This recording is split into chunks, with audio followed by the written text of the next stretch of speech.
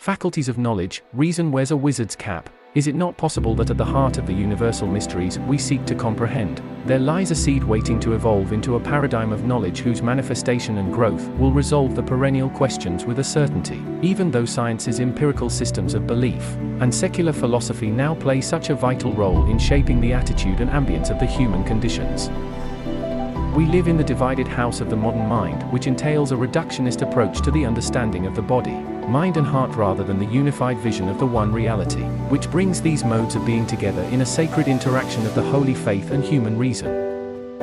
In the modern world, reason has been understood as the only true standard through which the basis of all knowledge could be established. Through the light of reason, the 20th century mentality finally gained complete access to all knowledge based on the model of inquiry and experimentation of natural sciences. Having passed through the cold logic of human reasoning, knowledge is now to be considered factual and deductive and empirical based on the universal laws of mathematics and the physical presence of matter, whose self-evident objectivity cannot be denied.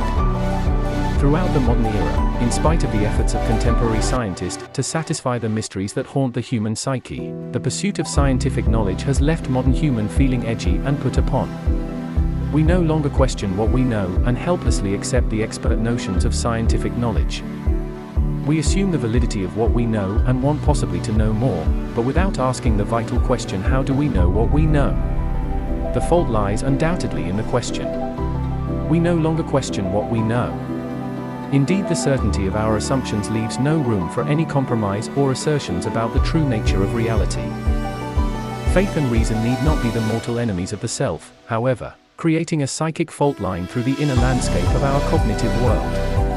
Instead, they could be understood as complements with the power to reunite the body and soul, reason with intellect, matter with spirit in order to bridge the great rift that separates the sacred and profane worlds.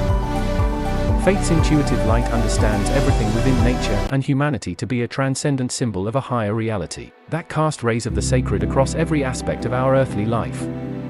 Human reason may not be the cold autonomous standard of mind that we make it out to be, replacing the intellect as the sovereign instrument of visionary knowledge and insight. After all, what actually prevents reason from being a door of perception that leads us out of ourselves and makes everything appear as it truly is, a symbolic image of the infinite, except perhaps reason itself? Within the interior of the human world, we find distinctive characteristics that distinguish human beings as unique among all living things.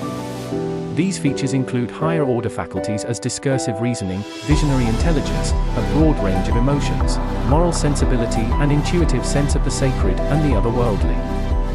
Although in some cases appearances might indicate otherwise, we are so removed from the cognitive levels of the animal kingdom that we simply cannot account for ourselves on the basis of purely natural processes within the existing laws of nature. On both rational and symbolic levels, human reason and the natural order itself actually call out and yearn for the spirit of a transcendent intelligence that we feel within our very bones, and that we witness in the complexity and design of the universe, from the double helix of the DNA to the magisterial procession of the galaxies. Both human reason and its natural complement, intelligence, find their venue for self-directed mental activity within the borderland of the spirit, which constitutes a kind of sacred precinct of our inner being that relies on the higher faculties, that actually have no dependence on the externalized physical world.